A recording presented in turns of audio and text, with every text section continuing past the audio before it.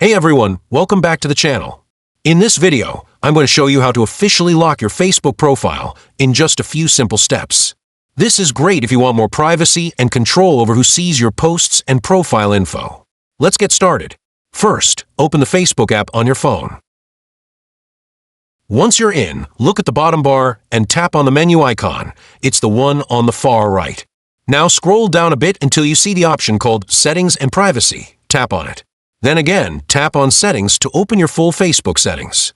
Once you're inside Settings, scroll down until you find a section called Audience and Visibility. In this section, you'll see an option that says Profile Locking. Go ahead and tap on that. Now on this screen, you'll see the button that says Lock Your Profile. Tap it. It may take a moment to process, and then you'll see a message that says you locked your profile. And that's it. Your Facebook profile is now officially locked. This means people who aren't your friends can't zoom into your profile photo, can't see your full posts or stories, and you get an extra layer of privacy. I hope this helped.